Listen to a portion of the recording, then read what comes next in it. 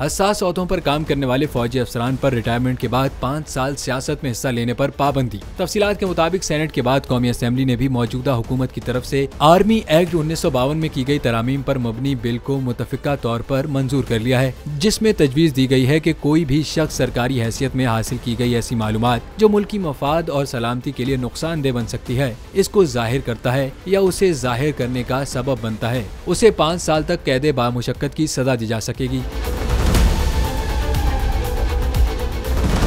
इस बिल में दूसरी अहम तजवीज़ यह है कि जो अफसर दौरान सर्विस ऐसे ओहदे पर फाइज रहा हो जो आर्मी एक्ट के तहत आता हो और जिसे हसास करार दिया गया है, वो अपनी रिटायरमेंट या मुस्ताफी होने या फिर बरतरफी के 5 साल मुकम्मल होने तक सियासी सरगर्मियों में हिस्सा नहीं ले सकता। इस हवाले से कहा जा रहा है कि इन तरामीम का मकसद फौज में ऐसे अनासर की हौसला शिकनी करना है जो कि अपनी रिटायरमेंट या बरतरफी के बाद सियासत में हिस्सा लेने का सोच रहे हैं, जबकि फौजी अफसर पर रिटायरमेंट के बाद कुछ अरसे तक सियासत में हिस्सा लेने की पाबंदी इसलिए लगाई जाती है ताकि वो हसास मालूमात जो कि सर्विस के दौरान उसके पास थी वो किसी को जाने अनजाने में फराहम न कर सकें। और चूंकि वक्त के साथ या चंद बरस गुजरने पर फौज की पॉलिसी में मुतअद्दिद तब्दीलियां आ चुकी होती हैं, इसलिए मखसूस मुद्दत के बाद उन्हें इजाजत दे दी जाती है।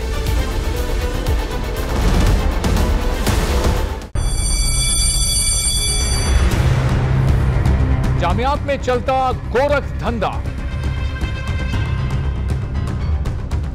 नौजवानों के मुस्तकबिल से खेलने वाली काली भेड़ों के आगे हुकूमत और इंतजामिया मुकम्मल बेबस। मुस्तकबिल के मेहमानों के तहफ्फुज के लिए बोल ने उठाई आवाज, सहाफती फराइज को निभाते हुए पहुंचाई हर खबर अवाम तक, बड़े स्कैंडल से जुड़े तमाम हकाइक रखे अवाम के सामने, क्योंकि बोल है पाकिस्तान का नंबर 1 न्यूज चैनल।